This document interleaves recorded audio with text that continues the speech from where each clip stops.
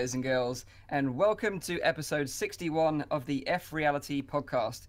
This is a weekly VR, AR, and MR talk show that is live streamed every Saturday on YouTube, Facebook, and on Twitch. You can tune into the show live at 7 p.m. in Europe, 6 p.m. in the UK, and 12 midday in Central US. You can also check out the audio version, which is available on iTunes, SoundCloud, and on Anchor. If you have any questions, comments, or feedback during the show, please put them in the chat and we'll try to answer as many questions as we can.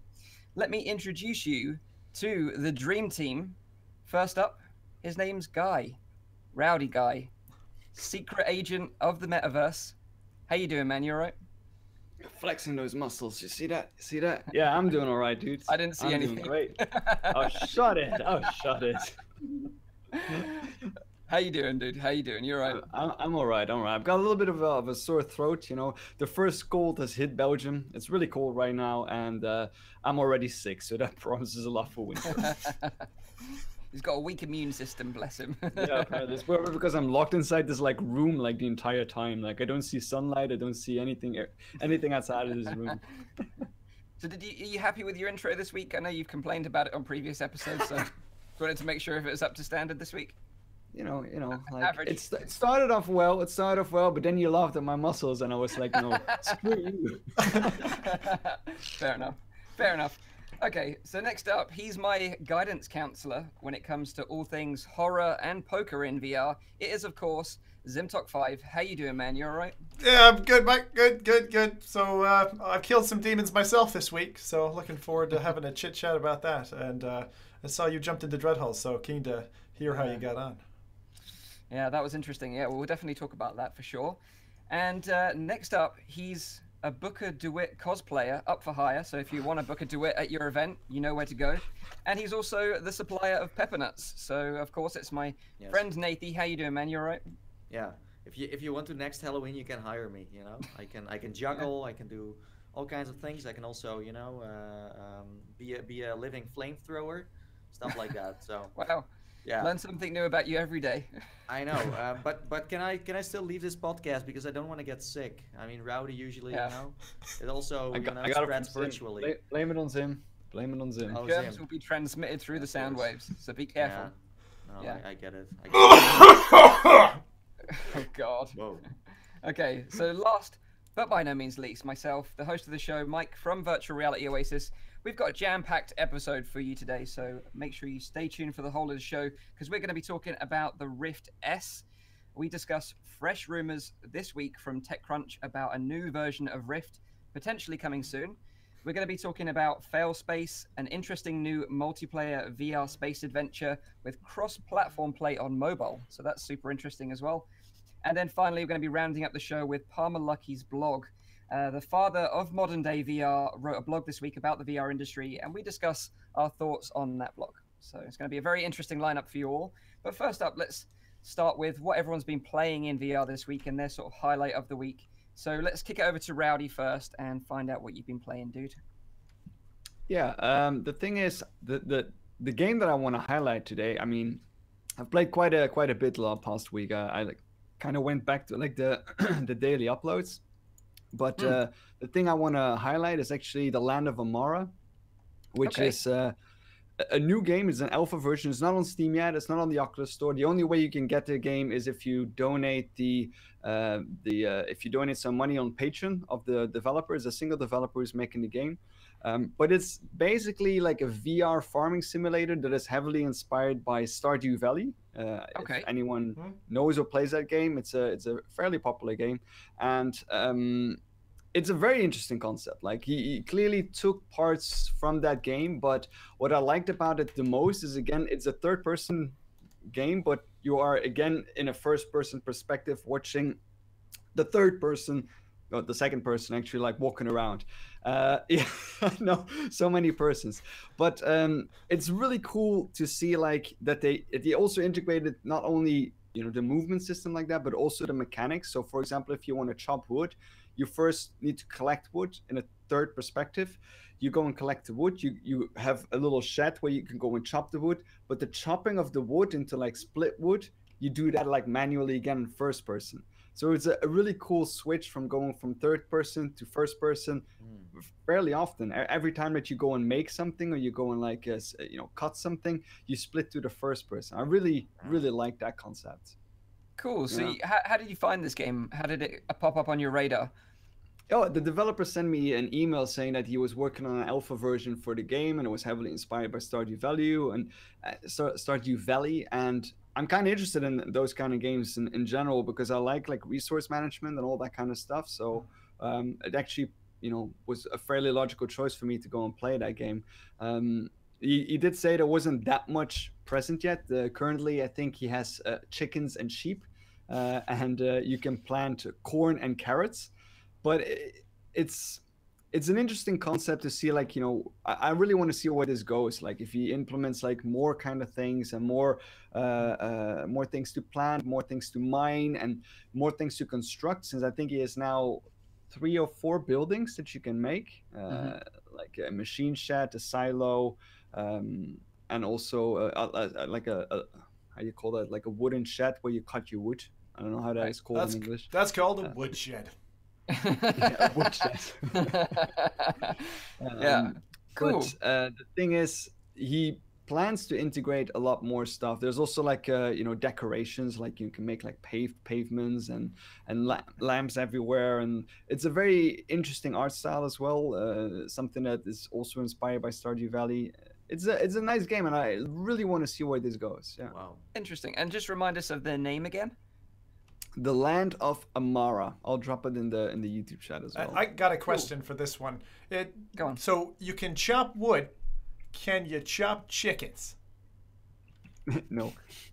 I tried. You can pet chickens. The little character goes like pet over the chickens. And I tried eating one, as I thought maybe that was a mechanic that I could pick up one of the chickens that's like the big person, and then eat it, but that also didn't work. Yeah. Same, the KFC building has not been added in this game yet. You gotta wait. No, you gotta work harder for that. And you have a hammer to build stuff with. You can also smack the third person character with it. So that's kind of neat. Very violent. Seems more interested now. Yeah, I'm a little bit more interested now. Yeah. So to play this game right now, you have to back it on Patreon or support them on Patreon. Yeah. Okay. Support the developer on Patreon. Interesting. Nice. A nice little rare gem you found there, it sounds like. Yeah. Okay, cool. So let's kick it over to Zim then and find out what you've been playing this week. Old school stuff. I tried to play a few horror games around about Halloween time, and I was like, okay, it is the season to be scary, so tra-la-la-la-la-la-la, everything fecked up, and couldn't play any of them. So gave up on all the titles that I tried to play. I was like, I'm going to go backwards in time here and play something again that I was with my community. We were watching old videos of me playing Alien Isolation, and I was like, I never tried the Mother mod, which I actually played the kind of the ini file update that the actual developers released, so the kind of official support when it was there for the DK2. That then at some point got deprecated, fell off. You couldn't play it like the unofficial way. So now you have to do it with a mod, and so I did that. It's so ridiculously simple. I had no idea. It's literally a DLL file that you throw it in the directory, and that's it. There's no install or anything. It's just throwing a text file in the directory, which is funny because the game on CV1 looks great, sounds great, runs all right, doesn't run perfect. I did find performance issues trying to stream it, play it. Even at moderate settings, I found the strange thing, and this happens with some games, you crank the settings right the way to the max, and it performs the best out of the lot.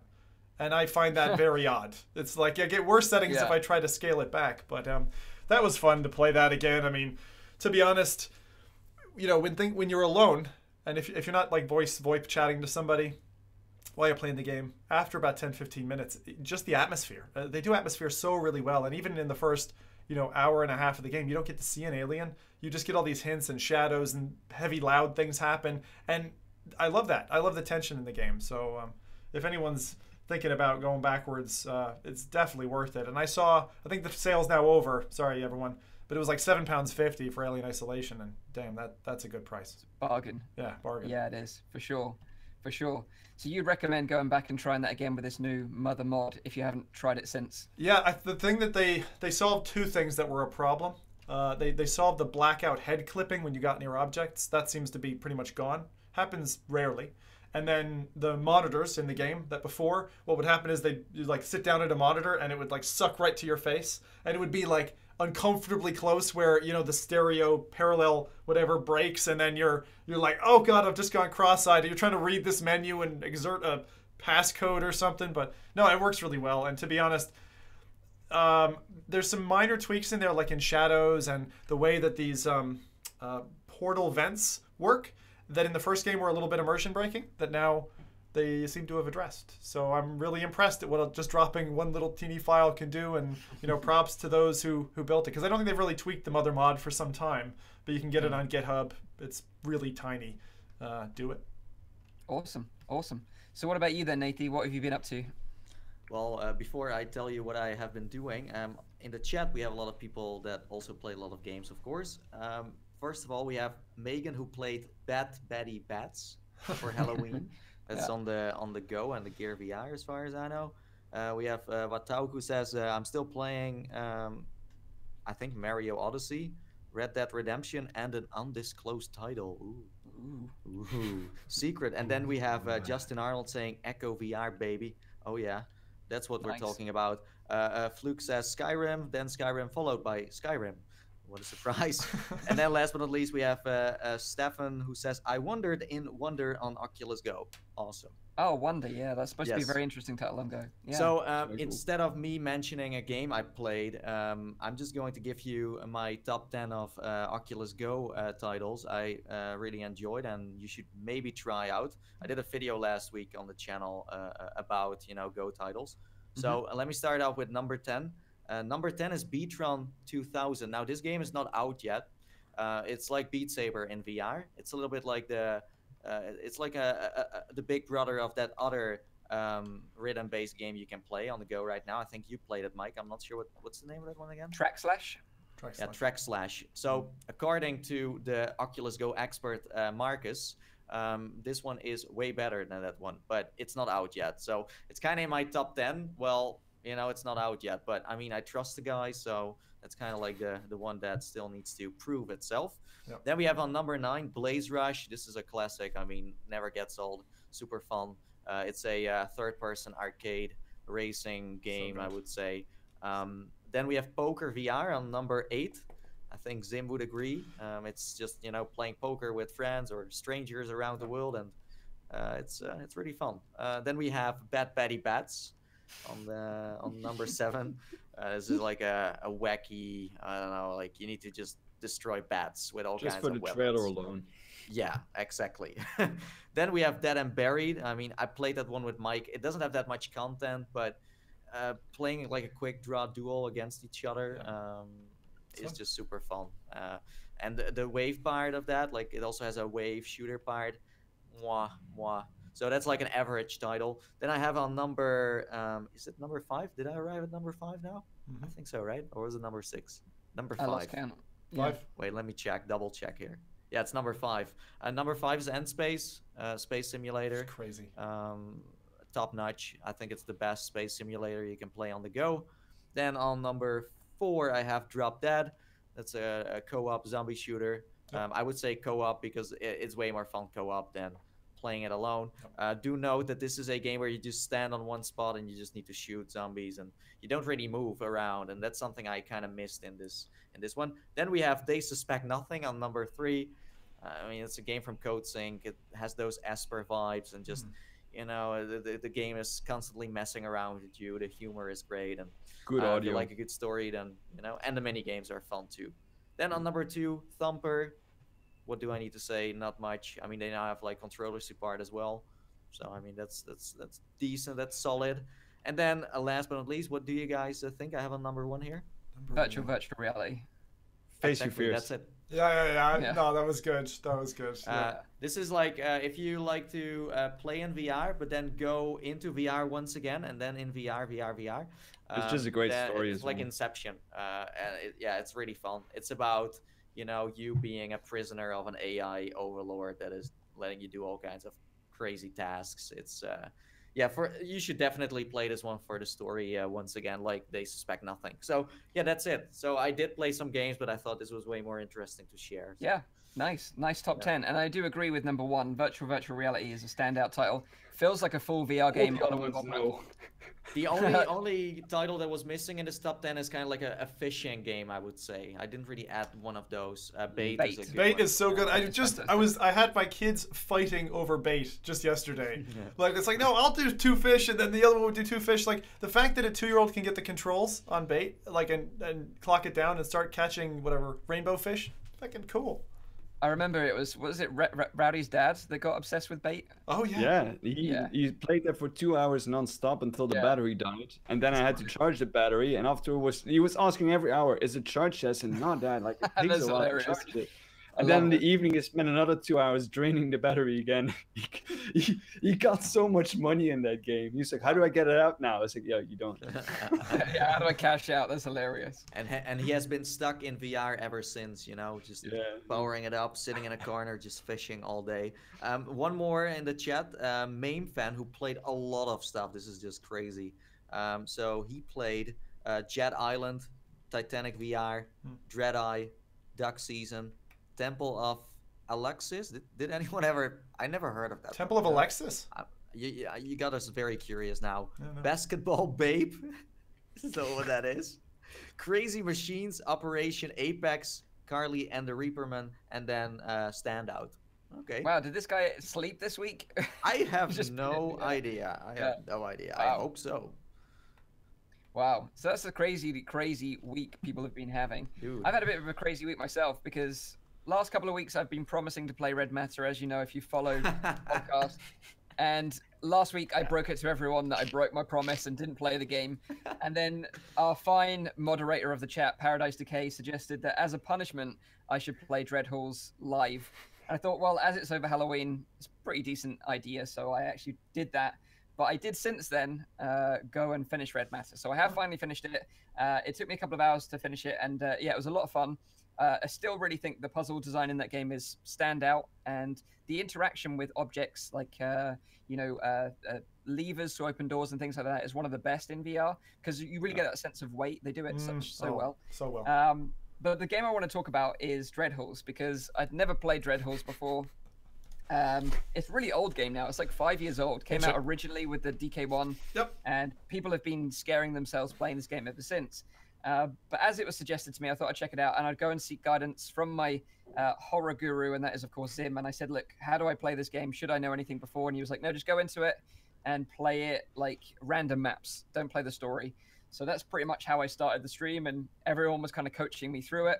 And then I did end up going to the story mode in the end and playing through it. And I actually finished it. I actually completed the story mode in that one session, and it was a lot of fun, especially sort of interacting with everyone during the live stream, them giving me tips and stuff like that. So that was a lot of fun. And I think the game, even though it's really old, and some people after the fact who have seen the video and not really, they're not really involved in VR that much, they kind of commented about the graphics being very basic. Well, it is an old game, but even despite that, it does a very good job of building up tension, right? You build this tension because you're going through these corridors, and as soon as you feel kind of comfortable or safe, it kind of throws a curveball at you with a monster or a witch or a meatball eye thing. You gotta love Mr. Meatball, Mike. Gotta love the meatball. My favorite though was the dog, because the beast dog was walking down the corridor and I was behind him, and I thought, what if I just like poke him in the butt with my finger? And I tried to do that, and then the thing just turned around instantly and tried to bite my face off. So apparently demon dogs don't like being poked in the ass, so just throwing it out there. You're forgetting to say that you actually sniffed your finger afterwards. Well, you got to check it out, make sure it didn't touch. And but yeah, that was a lot of fun. So if you swung by the live stream, I really appreciate your help and support getting me through it. I couldn't have done it without you. And maybe I'll do more horror live streams in the future, because that was certainly a lot of fun. But yeah, I just wanted to talk about Dreadhalls. It's super old, it's super cheap. You can pick it up pretty much on any platform now. You can get it on the go even. So if you're interested in scaring yourself, check it out. But in short, like, how was Red Matter? Was it like worth the play in the end? Yes, definitely. Although I have to say, because the story was kind of fractured for me in that I played the first half maybe 4 or 5 months ago and then finished it. I didn't really understand the story when I finished it, but really the story for me was second place for the puzzles, because the puzzles were great. And what I loved about the puzzles in Red Matter is that they're so varied. Like no two puzzles felt the same, and they all had their own mechanic and dynamic to them that you had to learn to complete them. So it was really great in terms of a puzzle game. Plus, it has this story, and I guess if you read all the like log entries and scanned all the environments and pictures and signs and stuff, you would learn more about the story. But for me, the story took second place. Yeah. But, also, we have a suggestion for you for the next creepy stream. You need to play Resident Evil 7 on the PlayStation VR. Yeah, just the entire storyline. Yeah, just the everything. entire storyline. Yeah, you know, it takes a few hours. Oh, and not sorry, that bad. I'm getting this from the radio waves. Also, all of the DLC, Mike. Every single DLC. Oh, right, you need to play it all. Yeah. So that's a 24-hour live stream going on there. Yeah. That's by tomorrow, 8 a.m. Okay. That's, the only thing you need is a bucket, right? I mean, then you can play for 24 hours. That's all. So, well, good advice. The one game I do want to play, though, the horror game that I do want to play that I can't play right now is Kobold. Now, it recently launched on the Oculus store, and Nathy, according to Nathy, it's like the scariest horror game ever. Yes. And it interests me because it comes in two parts. It has a cinematic short movie that's like 15 minutes long, and then after the movie finishes, you actually go into the movie world and experience it firsthand. So that sounds really cool, actually, as an idea. But every time I tried to play the game, it just crashed the second I interacted with the world. I've been trying to get it resolved with the devs ever since, because it seems like I am a minority of people that are having this issue. Like some people have actually played it. 50%. But I know that Zim had the same problems as well, and Don, VR Gamer Dude, had the same issues as well. So there is a few of us that can't play it, but hopefully they get over these problems so I can do that. So I'd like to do a live stream where we watch the movie together on the live stream and then play the game together. That would be a lot of fun. Yeah, that'd be fun. Also in the chat they're saying that you cheated, Mike, because you kept looking at your text. So looking down all the time mean that the game wasn't so scary, as you had to focus on the chat rather than being immersed in the game. So what I suggest you do is after doing Resident Evil 7, do also Alien Isolation and just play that the entire way through as well as your new form of punishment. So the chat just like to torture me, apparently. Yeah, the punishment is not over, Mike. Oh, right. You want to keep your spot as a host, right? Oh, right. This is like a tax. That's not over yet. It ends at the end of this year, so there's still a few months. Well, I'll put it out there. If you don't want any news, keep coming with the suggestions. Okay, so let's move on to some quick news this week. And first up is Tetris Effect. So this week, Sony announced in a PlayStation blog post that Tetris Effect will be getting a free demo this week for PS4 and PSVR owners. So you have to be quick with this, though, because it's a timed, limited demo. You only will be able to play it for a few days from now. So if you want to check out the demo on PSVR or PC or PS4, download it today and check it out before Monday, because the demo popped up yesterday, being Friday the 2nd of November, and it is only available up until Monday the 5th of November. But the thing is, even if you download it now and you save it for like next week, for example, it connects to the internet and validates the connection there. So if it's after the time period, you won't be able to play it, just blocked out of it. What if you don't have internet anymore? You're screwed, basically. You can't play it. Oh, okay. Yeah. So sorry. The demo consists of 3 stages from the main journey mode of the game, which is like the campaign. There's going to be 27 in total in the final game. You also get to try out 2 stages from the effect mode, and there'll be 10 of those in the final game as well. But they have a really interesting community feature that I never knew about up until today, and that's called Weekend Ritual. It sounds like some sort of Tetris cult, and I think it is. Basically what it is it will run this weekend and every other weekend after the game launches. And basically it's an idea where the community has to play the game or a specified game mode together and build up a combined score. And if they reach the target score, then they all get rewarded with an avatar or something similar in game. So it's kind of like a reason to keep coming back every weekend, which is kind of interesting. And you will get rewarded if you take part. So that kind of reminds me of that game that Peter Molyneux from Lionhead Studios had come out with when he started 22 Cans. What was it called? It was something about a box, and there were all these people on their mobiles. Do you remember? Do you remember what happened? And then they didn't pay out to the guy who won it from Edinburgh and stuff. It was just like a total mess. Really? Oh yeah, they didn't. Oh, you should look it up. It was totally he was fecked up. supposed to be in the game or something, right? In the next game that they were making, he was supposed to be in there, but it never happened. Yeah, and to have charge of a piece of it, it was kind of like having stock in the game. Oh, it was awful what they did to him. Oh, yeah. Oh. Never trust that guy. He did some good stuff. I mean, Black and White and all that kind of stuff. Great games. Yeah, as well. Yeah, exactly. But yeah, if you're interested in Tetris, you go and check it out this weekend and you want to buy it. It's actually launching on Friday the 9th of November. It's coming to PC, stop saying PC, PS4 and PSVR. So you can play it in a pancake mode or an optional VR mode.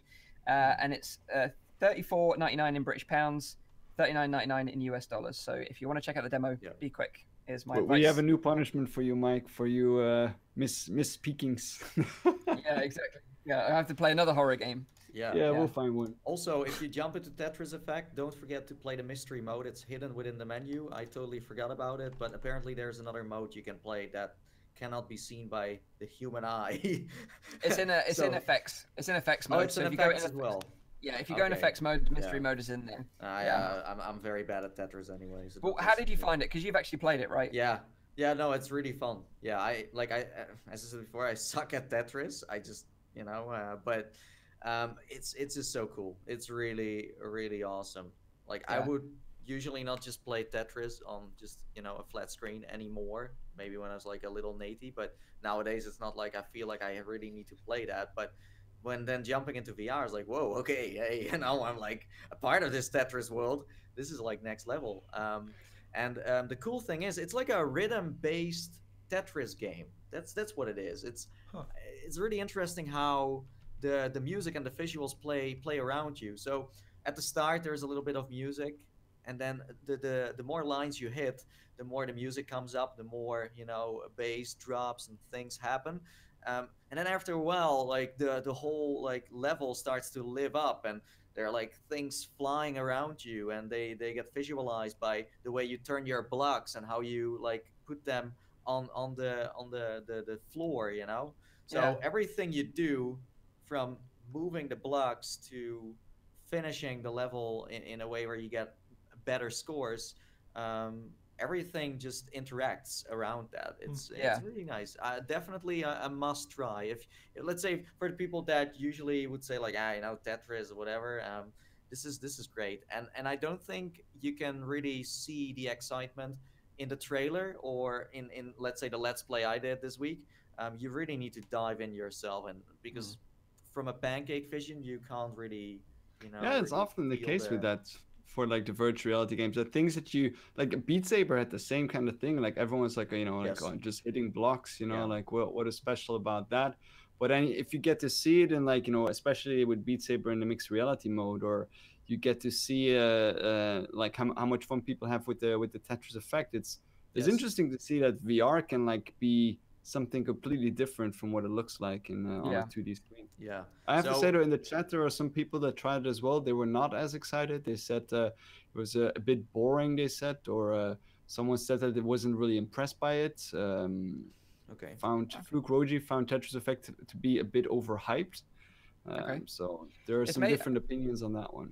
From what I understand, it's made by the same team that made Res Infinite. So I know what you were saying with those kind of interactive environments and the music and all sort of combining into this sort of big visual experience that kind of makes sense from those developers. Well, Swiss Guy says that the only thing that is missing is the classic Tetris theme song, and he's right. Maybe that's like an extra level that you can unlock later when the full game comes out. I don't know. But that's funny. I never thought of it. Like all the songs that were playing under this Tetris game were not... It's not the original thing.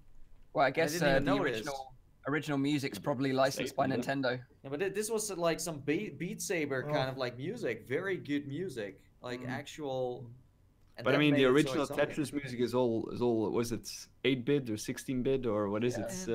But what do you guys think of the price point? Because I gotta say, like 35 quid for a Tetris game seems to... I mean, back in the day, like with a Game Boy, like the old chunky Game Boy, right? I probably would have spent, I don't know, $30-40 on a cartridge then, because it was, and it's still one of the highest grossing mobile handheld games, I think. But you know, Tetris has a big name, yes, but is 35 quid really a worthy price point? And that's why you should play the demo and then reconsider this price. That's why this demo is out there, because you don't really know what Tetris Effect really is and what it does with you as a person when you play it. So that's why I would recommend people to try the demo and it's like the Matrix. It's like the Matrix, you know. You cannot be told what the Matrix is. Right. You have to see it for yourself. We need that GIF, like, you know, like mind blown. Like, yeah, I can tell you did a very good job of emoting it there, Rowdy. You need to jack into the Matrix. Yeah. Okay, so let's move on then to some Oculus anti-harassment measures. Interesting news this week. Okay. So Oculus announced in a blog post that it was going to start rolling out a new safety feature to make VR safe and more inclusive for everyone. So this is kind of interesting.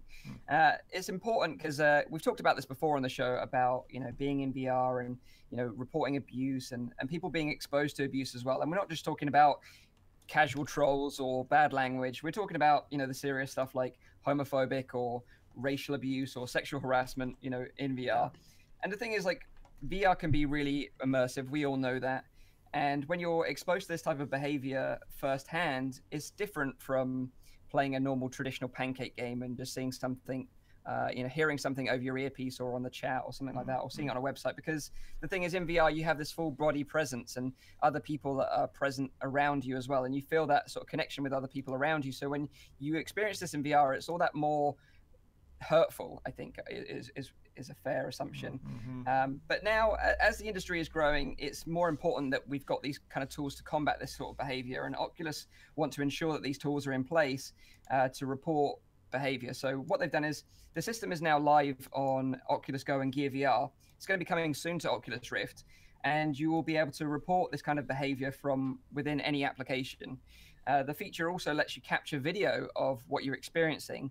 So when you report it, you can sort of submit the video file with it, and Oculus can review it and decide what action to take from there. So on Oculus Go and Gear VR right now, you just press the home button within any application, and there's a people tab. And then within that people tab, there's a report button. And in that, you can either report a text report or a video report, like I just said. So it's kind of interesting, you know, and I think it's good that we're looking to put these measures in place so we build a nice, friendly community for people that come on board, because we know that this community is going to grow exponentially at some point. And it's nice that they're sort of considering these things in place now for when that kind of explodes. But I don't know, have you guys ever experienced any sort of bad experiences in VR with sort of... Yeah. Oh, you have? Okay. Yeah, but not in the sense of like bullying, but seeing stuff that I really shouldn't be seeing. That happened. Right. Yeah.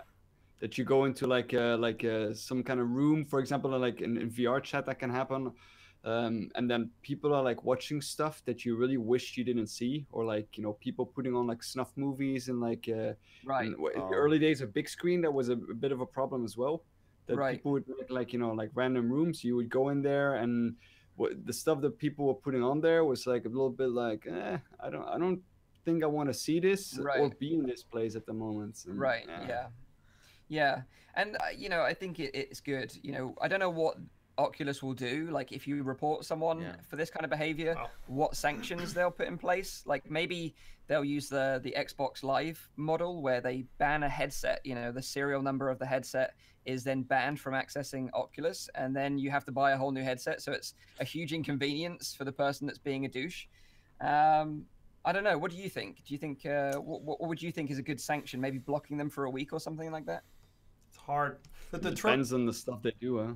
The other thing is it's really hard because you can get people with like really large communities or followings who are, you know, live broadcasting, and these systems can be abused, you know, not just for good, but kind of for not so good, or by the community trained behind someone as well, where, you know, you get 100,000 people, you know, watching a stream, and somebody famous is on there and somebody does something they didn't like, so everyone uses the system to report them, and all of a sudden Mike's got 20,000 hits against him, and, you know, he did nothing. You know what I mean? Like, so I have seen them, you know, these systems used incorrectly. And I know, I mean, we've all seen the scramble that, for instance, VR Chat, as Rowdy said, did to try to get those features in to help support when they were going through the boom. And to be honest, I think when you've got a storm of people and attention coming at you, there's probably not a lot you can do to control that? Because what are you going to do on like Oculus's side for these reports? Do they have staff who's going to be paid to be looking at this?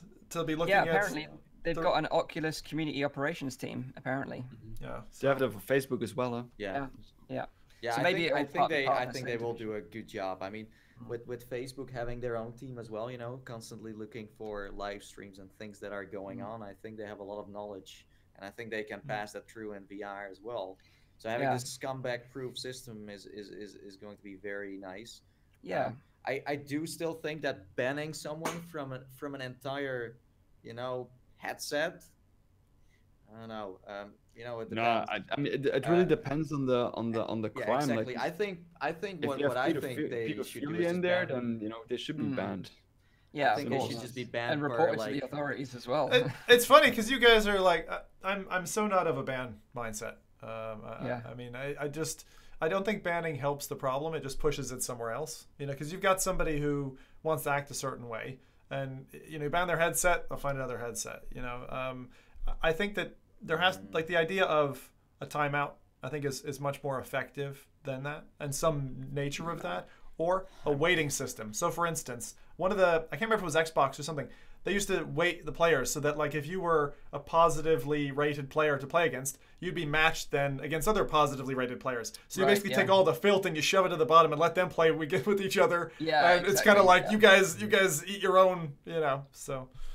But at the same time, I mean, I do agree with that, but it really depends on the level of the crime. Because if you're showing snuff movies to like 12-year-olds, that's different. That's different. There is a line. Direct ban, like ultimately. I think that's a crime. I think when you get past the criminal order, then crime law needs to kick in. So. Yeah, but I'd love to know if you've got any suggestions in the chat as well, like, or if you've experienced something like this before. I'd be very interested to know as well, because I know we should have like a call-in section, like for like the person who had like the worst thing or something happened to him, and then like have it live on stream one time to tell about his experience. But I think it's good. I think it's good that Oculus are putting it out there to say, you can come on our platform, you'll be safe and secure, and if you have any problems, you can report it and we'll deal with it, which is great, especially for the wider audience out there. This kind of stuff is like a learning curve, There's always a moment where there's some confusion. People get banned for reasons that, they never meant to be banned for. But like after a while, you get more. Like VR is like a different way of harassment too.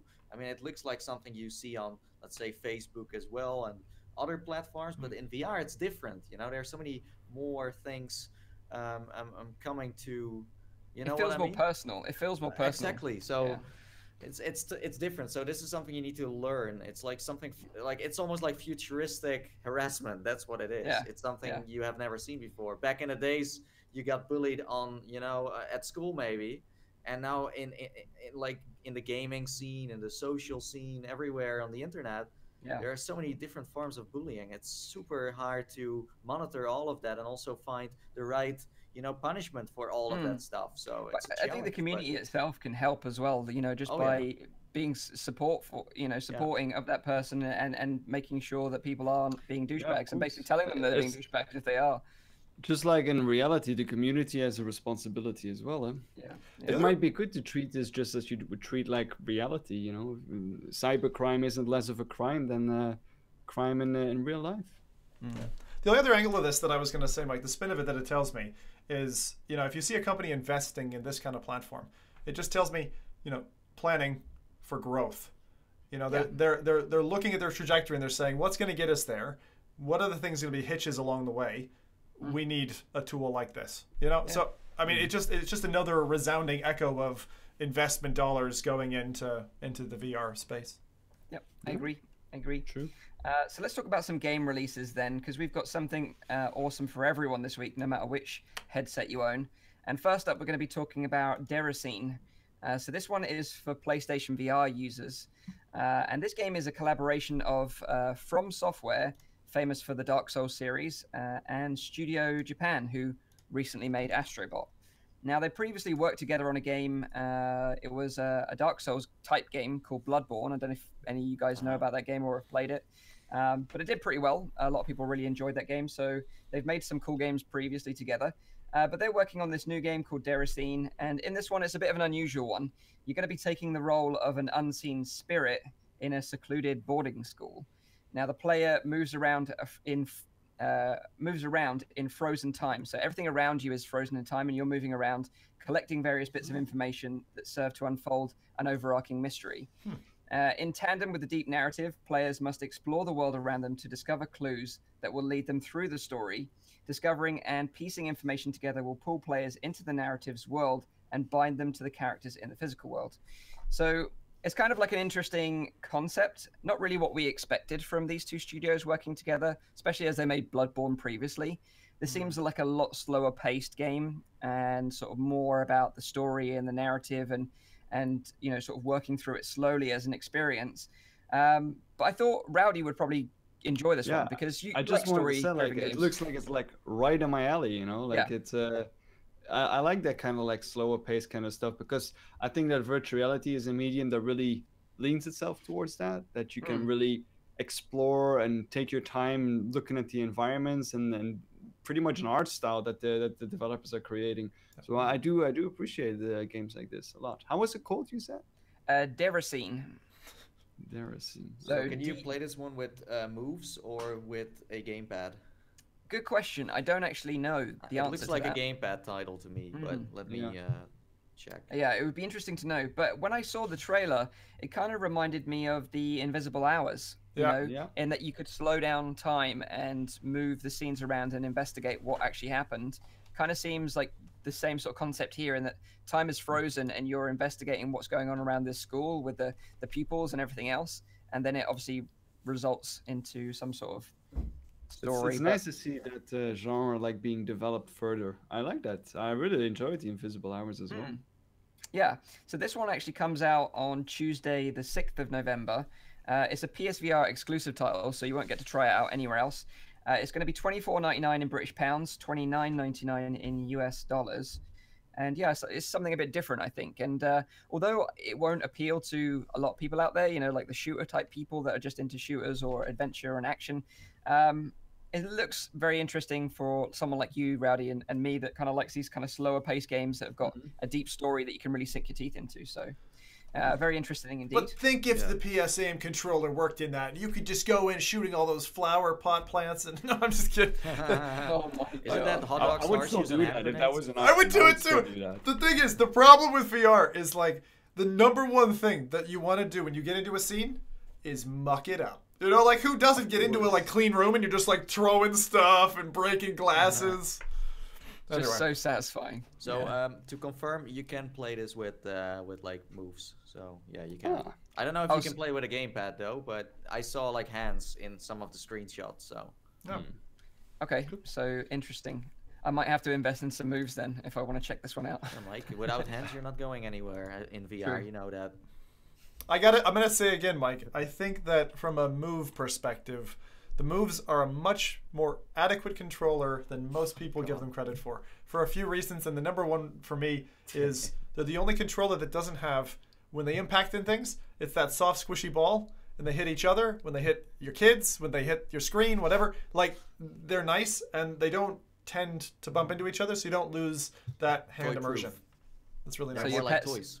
Your pets approve. I've never hit a pet with a VR device, that's for sure. Good to hear. Yet. Good to hear. So that's Deracine coming to PSVR. Next up, we've got Eclipse Edge of Light, and that's coming to Oculus Go. So Go users are going to be very happy this week. And I think this game probably would have made Nathy's top 10 Oculus Go games, because this one's got a lot of hype behind it. So you want to keep your ears peeled if you've got an Oculus Go. Now, this game is developed by White Elk Studios, who are also developing Covert. And we've talked about this game on the show before. It's an asynchronous gameplay sort of game where one person is in VR, one person has a mobile device, be it a tablet or a phone, and you basically have to work together to pull off a heist. I got to play it in London, and it was a really cool game, so keep an eye out for that. But first up, they basically launched their previously exclusive Google Daydream title, Eclipse Edge of Light, onto the Oculus Store. It actually came out already, so you can buy it right now. But it won loads of awards, including the Mobile VR Game of the Year award in 2017. And it basically starts off where you crash land on a sentient planet, and you wake up to discover a dreamscape sort of world filled with alien wonder and the remains of a betrayed civilization. So I got to try this one out just before the show earlier on today. And yeah, you crash land on a planet, but it feels like a bit like virtual reality. It feels like a full VR title that just so happens to be on a mobile platform, because you've got complete smooth locomotion, so you can move in any direction you want. You've got a jetpack, so you can boost yourself up onto ledges and over cliffs and stuff like that. And you know, if you're new to VR, it's got some real comfort options embedded into it. So it's got like a helmet visor and some vignetting when you move, but you can thankfully turn all that off if you're a VR veteran. And it looks really cool. And what I will say straight off the bat, from just playing it for 5 minutes, it does really well in terms of its sense of scale. You look up and around this sort of alien world that you're a part of, and everything just looks huge, and it looks really interesting to go and explore that world. So I'm definitely going to go back and try this one out. Apparently it's 3 hours long. What's the name of this again, Mike? Eclipse Edge of Light. Eclipse Edge of Light. Yeah, so it was previously Google Daydream exclusive, and now they've ported it to Oculus Go. So it came out a while ago on Google Daydream, maybe a year ago. But you can pick it up now. It came out on the 1st of November. You can grab it for $7.99 in British pounds, $9.99 in US dollars. So worth checking out if you've got an Oculus Go for sure. That's the same development cycle as virtual reality, right? They did the same thing, because it was on Daydream first, stayed there for about a year, hibernated, came across, everyone goes, oh my god, how did we not see the light? You know? Exactly, and you will be able to see the light, the edge of the light, more specifically. See what I did there? All right, Mike, you can stay host. Yeah, okay, thank you. But So final release this week is Transpose. I've mentioned this one on the show previously as well. This one's coming to all PCVR headsets. So it's going to be a super busy week, because all these games that I really want to try out, so I'm just going to have to sacrifice sleep, I think, to try them all. But this one I'm particularly excited about because, as you know, I love puzzle games in VR, and this is a puzzle game. And now I've finished Red Matter, I don't feel guilty anymore that I haven't finished a previous puzzle game before moving on to another one. Oh, wow. Well, you know, Resident Evil has puzzle elements in there. Oh, don't get me started, dude. Don't get me started. Someone was already asking in the chat if you could fit it into your schedule for next week. So if you want to talk to them later after there were the people show, asking, when is the live stream? Yeah. Oh my god. When do you play game? When will you play game? This is like going back to Nathan's channel. Like, I miss those people. Yeah, exactly. I miss them as well. It's kind of a warm comfort blanket when someone goes, yeah. You know, when you fucking podcast dude's gonna actually play something. Yeah. Yeah, exactly. That is a beautiful mic. For our audio listeners, Mike has a lovely sky kind of blue, dark sky blue with white stars. Yeah. Mug. Just wetting my For our whistle. audio listeners, Mike does not have hair on the top of his head. Oh. Maybe they're imagining you with like, you know, this long hair, like a just Bob running Ross down your kind of shoulders. figure, you know? Bob It's Ross, so funny you say totally that. afro. I've never considered it before, but there is people out there that probably listen to the audio only version that don't have a clue what we actually look like in real life, and may be really disappointed when they actually find out. Yeah, I'm about like 2 meters 20. I'm very muscular. I got a big beard and a mustache that runs up to my shoulders, like that. When he said he was ripped at the beginning, he was definitely lying. So anyway, we digress. Talking about Transpose, it's a dreamlike VR puzzle game set in a universe where time and gravity are used as tools to manipulate the world. So this is where it gets super interesting. By creating and working with looped recordings of their actions, players must solve increasingly complex physics puzzles in a mysterious setting where the notions of space and time no longer apply. Transpose features real-time player recording, allowing you to play back your actions one-to-one in real time while interacting with your past selves. You must create echoes of yourself, rewind time, and work with those echoes to solve puzzles. Someone is going to make some very interesting videos on the internet with that game. Yeah. That's all I'm gonna say. And Well, you can. It's a special kind of torture to do that, where you have to like play 4 or 5 different parts of a puzzle. Our brains are not meant to compute that. You evil developers. Why would you create this thing? My God. And this is the thing. I think we talked about it with that other puzzle game, the one with the lighthouse. What was it? I can't remember what it's called now. But you know, this kind of lighthouse inception thing where it's like a lighthouse within a lighthouse. It's just like with VR, you can really go crazy with puzzle design and really blow people's minds in like a, you know, what is that? Fisherman's Inception. Tale. Yes. Oh, that's it. Fisherman's Tale. In an Inception type way and really screw with people. So I'm really excited about this one. Imagine if you have like very strong flex tape and you put yourself on the ceiling and then you play this game. And then your friend, in a co-op way, plays it on your floor. And then you give each other things to work together to solve puzzles. I would love to know how your mind works, Nathy. Just for one day. Just walk around in there. All I need to say, flex tape. That's all. That's all you need. That's also the logical assumption that I was making. Yeah. Flex Yeah. tape. Absolutely. I'm sorry. Flex tape. Is that this? No, that's not flex tape. That's sellotape. What the heck is flex tape? No, if you let's say if you want to keep your boat together when you're on open sea in a storm, you need flex tape. You've been watching the advert too much, where they hold the boat together. But anyway, it's coming out on Tuesday, the 6th of November. We don't have any pricing details yet, but it's going to be on Oculus Home and Steam VR. So, Okay. that's one to check out. So Is it duct tape? I'm sorry, I can't get past this. Is it duct tape? Oh my God. Duct tape. Something Flex totally tape, different. that's what he's saying. Flex tape. I've never heard of it. No? Not even ever. Never. Well, Google Nathy it. will show you the trailer afterwards Not gonna be of the All boat, right. All the right. boat held together. Thanks. Yeah. So let's talk about our first main topic of the week, and this is the one that's got everyone confused, including myself. And this is the Rift S. Don't worry, we're gonna explain it then. We're going to try our best. But it's been another one of those weeks where we have another article from TechCrunch supposedly leaking more information from Oculus. And last week we discussed their article about Brendan Uribe leaving Oculus. And that was apparently due to Rift 2 being cancelled and Uribe having a fundamentally different view on the future of Oculus than the leadership of Oculus. And I speculated in last week's show that, you know, it's due to the focus on the Quest because Oculus really want to push the Quest and push standalone VR.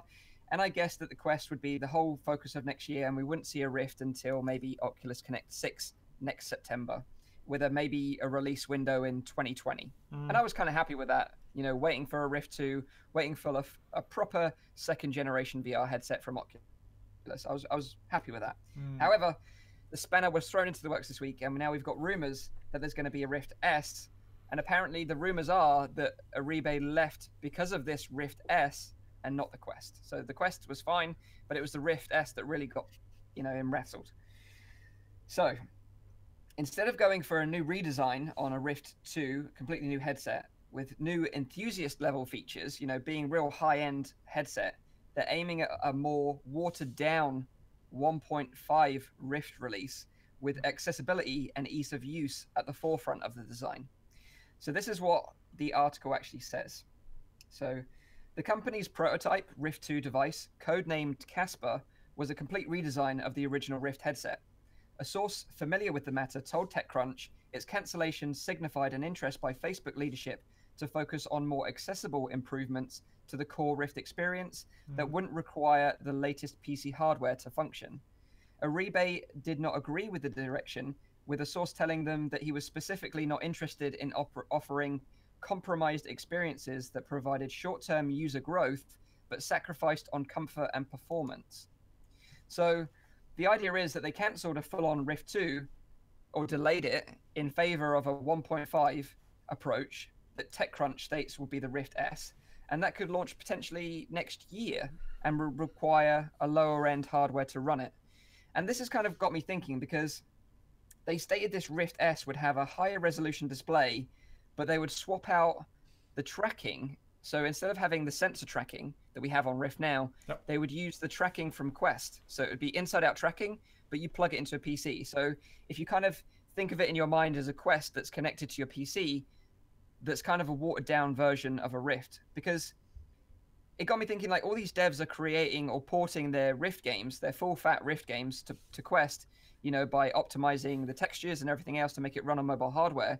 Well, if they're doing that, they could then hypothetically run that same game on a watered down Rift headset that works on lower end PC hardware. And then I was like, do we really want this? Or does the community want this? Do VR enthusiasts want this? Who is this for? And, you know, it's for these people that are new to VR that kind of don't want they don't want Quest maybe it could be cheaper than Quest. Like, say if Quest's $400, this new Rift S could be $300, but you still need a PC to run it, but albeit a lower end PC than the current Rift requires. Well, I mean, to be honest, like, I mean, first off, we don't know who told TechCrunch that, right? There's no information displayed, and like, so it could be just as fake as, you know, some random dudes shouting in the street. You know, there's no source's name. There's no one has come forward, so we don't know if any of this is true. On the other hand, for me, it does make sense that Oculus wants to focus on developing hardware that works on more hardware than what it does currently. You know, it makes sense that they're not going for the high-end niche kind of market if they want it to become adopted by, what was it, 1 billion people? Yep. They can't do that if they keep on, you know, focusing on the highest end market. What I don't think is that Oculus is going to give up its position in the higher end market. I don't. There will always be some kind of thing that, you know, that they'll make on the side, or that they keep on developing. I don't believe. I think they can delay it. That they delay it for it to be released. Because, like I said already a dozen times, I don't think that the Oculus Rift is already through its lifetime. I think there's still like a good year, or maybe 2 or 3 to go before that we really need a new headset. But I think if they delay it and they want to wait for like a couple of more years to optimize it, inside-out tracking, I think that is the future as well, because I find the sensors and like annoying sometimes to be setting up.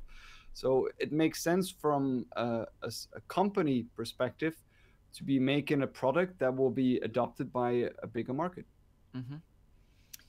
Yeah, but I think the problem is right now is that the community is confused. Everyone's confused. Like I still get comments. I had comments all this week, basically, of people saying, is Rift dead? You know, is Rift 2 not coming now? Is Oculus PCVR not going to happen now? And I think the problem is that so many people are confused with these rumors. They don't know what to believe anymore. And the problem is we're not going to know. We're going to be kept in limbo now. It's screwing them for Christmas, to be honest, Mike. It starts with a source that we can't trust simply. I mean, that's where it starts with. It could be that, you know, next week that Mike announces on his channel they're going to make the Rift 2 and they're going to announce it in December. And what source do you have for that? No, nothing. But but they have doubled down for credibility's sake, right? If you look at TechCrunch, right, the first article they did got so much global attention. The second one is attracting some of that same heat. And I can only imagine that, you know, the first story lines up with the second story, but it's also from their source. So either you trust them and it seems legitimate as a story. It seems legitimate as a business strategy. Yeah. But they could have just as easily sat around a boardroom table and said, guys, we have a credibility issue. And for a newscast, that's all that you've got, right? So they could have easily said, let's fabricate. But I don't think that's happened. I think this is legit. I still don't think, like, if all of that is true, how does that make PC Rift dead? Because the idea is that next year, a Rebase team were working on a Rift 2, and then they were like, okay, we're scrapping that because we're going with this Rift 1.5 instead. So the Rift 2 would have stayed on the high-end enthusiast level. This 1.5 is going to be way lower in terms of required specs, and it's going to be cheaper as well. I don't believe that Facebook is going to give up their top lead position that they worked so hard for to get like over that position that Vive always had. Yeah. They worked so hard to get over that, and now they say, you know, we don't really but in care. the end, that was the vision of Oculus. Facebook bought Oculus, and that's a different story. Different vision. Honestly, you know, this news, if it's real or fake, I think this whole news bomb affected the VR community, but outside of this bubble, people don't know. And there are a lot of consumers that will get interested in VR and over the years that don't really know about this and they don't care and it doesn't really matter. So I don't really think this whole news thing, it looks very big from our perspective because we are in the VR industry, we are part of the VR community, we're in this bubble. Outside of that, but I think what Mike is asking is, do you believe that Facebook is going to drop Rift 2 in order to work on Rift 1.5? I don't know. Yeah, I don't know. I do think that, you know, with standalone, and they still need to test this out with the Quest, I think that's going to lead to mass adoption in the end. and that PC is like the, you know, a little behind that. But I don't think they would leave it. But it's also like Facebook, you know, mobile is very much of their expertise. I mean, we're discussing an article that has not been backed by anyone. So, I mean, you can make all kinds of fairy tales about this and go really far. And I think that's the most annoying thing about all this, because we're probably going to have to wait months, if not years, to find out what the truth is, because I don't think Oculus are going to come out and say they will come out if it affects their company or the vision that people will have of their company. But as I said before, this is not affecting the Earth itself. No. Most people don't really know, and they don't care. So I think that the strategy that Oculus is maintaining right now is a smart one. Just increase the market, you know, make sure that you have a bigger market adoption. And once you have that large market adoption, then focus on the niche, you know, the one that wants the high-end experiences. But it does kind of fit. And I think Zim mentioned it last week. He said, you know, there's no smoke without fire. And if you were put yourself in Brendan and Aribe's shoes, let's say hypothetically, and you were working on this, an amazing Rift 2 headset, and you were like, this is just going to blow all these other high-end headsets out the water, and then, you know, some chief wig at, you know, Facebook says, you know what you've been working on is great, but we're going to scrap that for now, and we're going to work on this one that's $300 and is going to work on cheaper hardware, and it's going to be really at the low end. I can understand his frustration being an Oculus founder, you know. Of course, but at the same time, I'm also thinking, what is the big step forward? You know, is it the wider field of view of the Pimax? Is it the higher in resolution? Because for me, those are things that I don't find personally that interesting. If they're going to be doing something, it's more on a software level, like foveated rendering. Is it going to be you know, some kind of inside-out tracking, very focal displays? Those kind of things I find far more interesting than just, you know, make a bigger headset with more resolution, more pixels, more. But to be honest, like I thought the Quest was the one that held that spot anyway. That they're trying to potentially fill with this Rift S anyway. Because if you don't have the hardware to run a Rift right now, you would likely go out and buy a Quest, I think. And I just think that maybe this just confuses the matter even more. I don't know. I know Zim wants to say something. Yeah, I am convinced that what we are seeing from Oculus in terms of the safety reporting features that we saw before, in terms of this current rumor, which proves, and Rowdy has made the point already, and this is exactly what I think, get more people on your train before you kick it up the notch and push harder. I mean, what you really want for mass adoption, if you're going to plan for growth in this way, is you get as many people on board as possible, take as many with you as you can, which means two things that I see them doubling down against are, number one, comfort and ease of use is one of Rift's main selling points. If they can drop that bar even further and drop the price point, that's how you bring this, you know, the cattle in, and then you're ready to take them for the slaughter. I mean, I'm sorry, but that's the way, you know, from a business perspective, you'd think about it. You're trying to basically change the angle of your progression. So so let's say the rumors are true then, and there's a Rift S in the works that's going to come out next year alongside Quest, and it's got, you know, same resolution as Quest, you know, upgraded resolution over the Rift. It doesn't use sensors anymore, has inside-out tracking, but you need to connect it to a PC, albeit lower-end hardware than what's required already, and it's at a reduced price of maybe $300. Like, what would you think of that? I'll buy it tomorrow. When does it release? Alongside, at some point next year, maybe after summer next year. 2019. Yeah.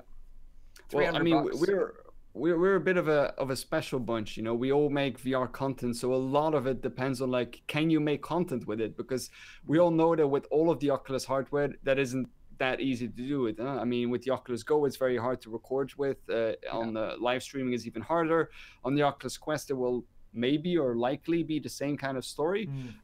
So that depends a lot on, like, whether I will use that device on, like, a daily basis, like I do now with the Oculus Rift, or not. Let's say you're just a regular consumer, you know, and you have, like, if the price is lower, it's a better device. If it's less hassle to set it up and there's a lot of experiences available for it, then it's a logical choice. But the caveat here, though, is the quality of the experience, because they're running it on lower end hardware, you can't have a Rift experience. So what's likely going to happen is that the games that they're developing for Quest will run on this new headset. Hang on. Whoa. What are you saying comes out of the headset that reduces the experience? If you're connecting it to a PC, the PC is your driver. That doesn't make sense to me. Yeah. But they're running it on lower end PC hardware. That's what they're saying. So it's not the So current the minimum specs will be lower. The minimum specs will Okay. be way lower. So what I'm saying is it's going to be a Quest level experience on this Rift S, not Don't think so. traditional Rift. I don't think so experience. either. No, I don't think, because the Quest is still a mobile processor and a mobile GPU. Yeah, But- two years later, after Rift is launched, what can they do? They can take weight out of the headset. They can bring in the sensors so you no longer need cameras. We've already seen them take the box, and Vive has done this as well. Simplify the platform. It's just a natural progression for them. If you're in the manufacturing plant in China, I assume, right? And you're actually producing these things with the tooling and all of that, you actually look at what materials are we using, what's actually breaking, all that kind of stuff. And that feedback loop says to a product manager, you can make the same thing for less, and you can even add new features in. And as I said, change your trajectory. So what my point is, you can't have a headset with a higher resolution display running on even lower specs than what we're currently running right now, and that's my point. That's why I don't think, if this does exist, like you say, it could all be false, that it's not full fat Rift games that we'll be getting. They'll be getting the lower end Quest ports that would be on I'm not Quest. entirely sure about that yet, because in a year, we all know how GPUs like advance. Like, okay, if you compare it to the Rift experience of 2 years ago, to that, or are you comparing it to like the new games that are coming out right now, or? Yeah, I don't think they can lower the specs with a high resolution display and I see play where what they're playing now. I see where you're making the point, Mike. But I'm also saying that a year from now, say this thing lands next summer, as we were projecting, right? So the thing lands next summer. If it's still running on a 1060, right? If you don't bring the bar that's currently set any lower, you're bringing the price point down, which I would say is the most important factor of the ecosystem. And then the second nicest thing is the making it easier. If you can just pick it up and But start I think using what it. Mike is saying is to bring that minimum bar now even lower, right? But why would they? They've got the Quest launching. The Quest is going to fill that piece. That's my But point. there's That's still why a market in the PC part where people can't get a headset or they can't get a PC or anything like that. So I kind of like the idea of lower end because it's still good VR in my opinion.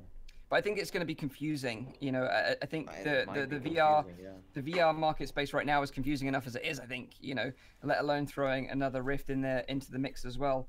But I'd love to know what the chat think. Have we got any sort of suggestions from the chat to see what they sort of think about this kind of? The other thing I have to say, Mike, that it struck me the second we were talking about this is, for the 16-year-old who's got on their Christmas list, please can I have an Oculus Rift? They're probably humming and hawing and going, is that still valid? Is that still the headset I want? Because now I know Quest is coming out next year, and I know this other thing might be coming out. Like, it's like in 6 months, am I going to regret having gotten a Rift for Christmas? And I have to say, still, with all the headsets out there, all the technology that I've used, Rift to me is still the number one. Like as Rowdy says, in the stats, they've actually got market share as well. So Depends on the budget, I mean, PlayStation VR is also great.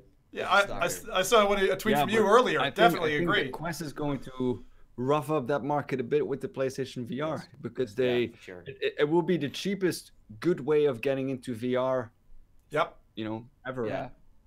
But like I said, Oculus aren't going to come back and rebuke these rumors. They're just going to sit there and wait until they're ready to if they release blow it. up to a proportion, it's hurting them. Yeah, Yep. but they're not going to push I don't an think so. announcement, No, months and months earlier than planned. because it's affecting a very small Yes, group they're right just now gonna who sit there and wonders wait. what's happening. Yep. Yeah. I'm with Nate 100%. They're not gonna. But squeak. also with all these rumors, going to the lower end of the market, standalone and potentially this Rift S. I said it last week as well on the show before, but Pimax have got a golden opportunity here. They should really double down on marketing, really go for like, we are the high end headset to have right now, and they could really do well in this marketplace. If they had the right marketing and sort of focus, I think they could really take the wind out of everyone else's sails. Yeah. But whether they will or not will be the question. I don't really think that, just because they don't have a market share. So the thing that Oculus has is what nobody else has, is they develop for the same platform as the platform that they're making. And that is, no other company except for Valve can currently do that. And Valve is not making the VR headsets. That's HTC that is doing that. And HTC is trying to do it with Viveport, but it's not really working out. So I think that the position that Oculus is in, as well, high end, low end, middle end, is a pretty strong position to be, just because they're developing for the platform that they develop themselves. That's the thing. Well, you don't know what Pimax did with all the money they earned, by the way. So you don't know what they are doing in China in the meanwhile. So having a big party. Yeah, well, a big party, yeah. But like I said last week, I think, you know, as someone that was around in the original Oculus DK1 days and backed it on Kickstarter, if you're one of those people that is a real Oculus sort of enthusiast, I can understand why you'd be disappointed right now, knowing that you're probably not going to get a high-end headset, because it looks like, from these rumors anyway, that the focus is really on the lower end of the market. So. In the end, no real sources, so it's up to you to make out if that's real news or fake news. Absolutely.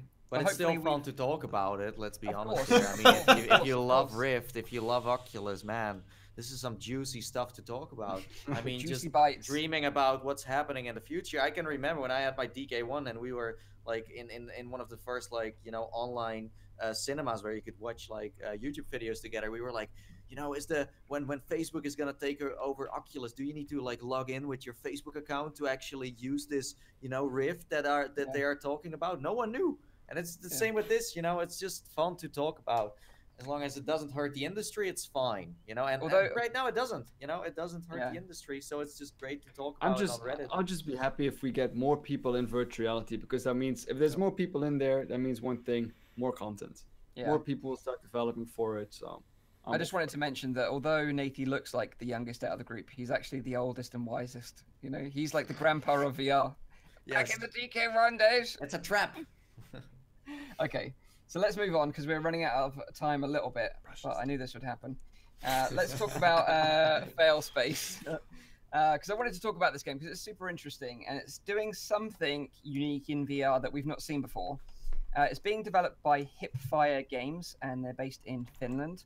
The studio formed last year and their previous devs from Rovio. Can you, anyone guess? Oh, that's from Angry Birds, right? Ah, good. Well done, Nathy. And let's see if you can guess the next studio that they also came from, and that is Supercell. What? Supercell. Supercell? No. Okay, so we've got no Clash players in the house. So basically, it was they made Clash of Clans. Oh right, on yeah, mobile game. So you've got Angry Birds and Clash of Clans devs forming up together Clashing in together. Finland, clashing together to make a super fun game in VR, and that is Failspace. So it's coming in December. It's going to be launching in alpha for some testing and then reiterating over time.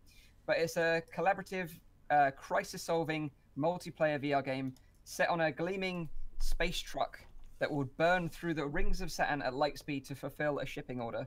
So, you know, you're a space trucker, basically.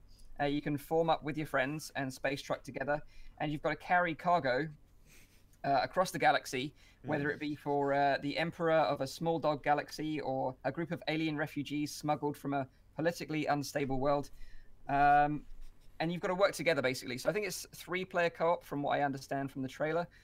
But the interesting thing is about this is that not only is it going to be people in VR playing together, but mobile players are also going to be playing as well. So if you've got just someone with an iPhone or a tablet, they can join in the game with you. That is weird. That is weird. But that's so weird. But the co-play, is that then with VR players only? Is that also possible? Or does it always need to be like one VR player, one mobile? So it can be, so mobile players can do 70 to 90% of all what VR players can do. So you could just have a game full of mobile players, essentially. So it's going to be really interesting because the game is designed for 10-minute sessions, you know, sort of quick sessions, but they vary a lot each time. It's kind of like a watered down From Other Suns. Yeah, that's what I'm thinking. Yeah. But mainly looking at the fun kind of elements and gameplay of communicating and solving problems very quickly. So you get like fires, stuff goes wrong, maintenance in your ship, maybe like some crazy zoo animals that you're trying to transport break free and you have to collect them or whatever. So it's kind of really aimed at the fun side of it. Yeah. And being these kind of mobile developers where fun is at the utmost important in their whole game design, I'm actually quite looking forward to what they come up with. So like they say, the sessions are going to be 10 minutes long, requiring tight co-op communication and fast fixing physical skills, creating short bursts of fun with friends as everything can potentially go wrong. Yeah, it kind of seems like Overcooked, but my main concern would be audio. How's the audio conjoined with a mobile player who's shuffling about on their phone, you know, talking maybe in a, you know, waiting for a bus or something. Like, is that really gonna lend itself well? So the other thing I just thought of, actually, and I only just thought of now, was that in the trailer, I don't know if you show the second trailer where they show the mobile player, but the mobile player is represented as a robot. So thinking about it, maybe you do require a certain amount of human players, and then the robots are mobile players. Because in the trailer, the girl is playing with an Oculus Rift, and then she gets her pizza delivered, and the pizza delivery guy happens to be the guy who's playing the robot called Trevor. Anyway, did you see her face though? You have different roles for different, you know, devices. Yeah. Yeah, although apparently they can do 70 to 90% of the work that a VR player can do. So is this game going to be free, or do you need to buy this game? So right now you can sign up for the alpha, and they're actually doing survey market research right now to find out really how many players you normally play with, how often you play online with people. If they had a companion app, how much would you pay for it? If it was free, up to sort of $5, what would you pay? Because I wonder, because these developers are from Angry Birds and from Clash of, you know, Clans, and we all know those are like freemium games, you know, free-to-play ones where you have microtransactions. So I wonder what they are going for. If they, you know, on mobile phones, people are just fine with buying things, but on PC, it's a little bit of a different story, especially within the VR community, because microtransactions in VR are still not, let's say, that accepted. Imagine, like, you fail this mission, it's like, hey, in VR it just pops up like, hey, you want to replay here? Like, $10 here. Hey, you want to replay? Yeah, or that timed loop thing. You want to continue? Can you imagine doing like a time thing where you know, like those mobile games do, you have to wait an hour? Oh yeah, you need to wait for 10 hours, like the Harry Potter one, where it's like, oh, you need to do a spell, but it takes a while. Yeah. That reminds me of some topical news this week I'm going to drop, because just to mention it, for Diablo fans, there's a mobile game coming out called Diablo Immortal. The reaction to this has been incredibly mixed. Some people loving it, some people absolutely saying, what the hell are you doing, guys? That was interesting. But the thing I found most immersion breaking with this trailer is the face this girl pulls when her pizza arrives. It's one of disgust. Which one of you have ever pulled a face of disgust when the doorbell rings when you know food's gonna arrive? Like, that's not a thing dudes do, Sim, right? Sim. Maybe the game is so good that you are literally disgusted that you have to go and eat pizza now. No, fuck that. I don't buy it. Trying to replicate the face here. Yeah. Pizza emojis in the chat, please. Yes. But I think this one looks like a lot of fun, and it's very interesting to see what they're doing, because I've not seen any other people do this before, and it's interesting because they've got this mobile development pedigree behind them. So I'm super excited. You can sign up for the alpha now if you're interested. Just go to Hipfire Games website. You can sign up to be part of the alpha, and maybe give them some feedback and help them improve the game for when it actually comes out. We have the answer in the chat to Sim's question. Maybe the pizza has pineapple on it. Some Hawaiian haters out there. I am not one of those. There we go. I love pineapple on pizza. It's not my first choice. Just throwing it out there, just so you don't hate me forever. This, by the way, this is actual real news. I mean, we have sources that, you know, pineapple on pizza, and so we have some proof here too. So don't worry. This Pineapple is on pizza? Okay, well, fine. Okay, so let's round up the show, and I don't want to depress you all, but you might get a little bit depressed after this. Apologies. At the end, you're doing this at the end? I know. Sorry. Why are you doing this at the end? Well, you know, you can go and have a pizza after this to cheer yourself up. Oh yeah, that's true. Yeah, that's good. But don't worry, it's not all bad. It sounds like you're gonna say something really bad, Mike. From 1 to 10? I'll pack it up at the end, I promise. But this is Palmer Luckey's blog. So if you don't know who Palmer Luckey is, he's one of the founders of Oculus. He's that dude that took a picture with me. Right. Yeah, that one. Now we know who he is. Yeah. Yeah, exactly. He's still super involved in the industry, and he shares a lot of his insights about VR and AR on his blog at palmerluckey.com. So it's Luckey with an EY at the end if you're interested in checking it out. But his new blog this week was titled "Free Isn't Cheap Enough," and he was referring to VR. So let me read out some of this blog to you. Some of it's super interesting. So he says that hardware sales are a meaningless metric for the success of VR. They only matter as a means to an end, a foundation to enable the one thing that truly matters, engagement. Engagement is all that matters, and engagement is everything. So that's how it starts. He said hardware sales get a lot of attention and speculation from analysts and consumers alike, but the real name of the game revolves around the number of people logging in and spending money each week, the life force that makes everything actually go round. Recent market experiments with cheap VR hardware has shown that there are millions of people willing to buy said hardware, but very few among them continue to use the hardware or invest in the software ecosystem for very long. So he says that lower pricing for existing VR technology can help expand the size of the active and engaged user base, but not to nearly the degree many people would expect. No existing or imminent VR hardware is good enough to truly go mainstream, even at the price of $0, even if this hardware is free. So you could give a Rift and PC to every single person in the developed world for free, and the vast majority would cease to use it in a matter of weeks or months. Very interesting. And then he continues to say, hardcore gamers and the technology enthusiasts like us are entranced by the VR of today, as am I, he says, but stickiness drops off steeply outside of that core demographic. Free is still not cheap enough for most people because cost is not what holds them back actively or passively.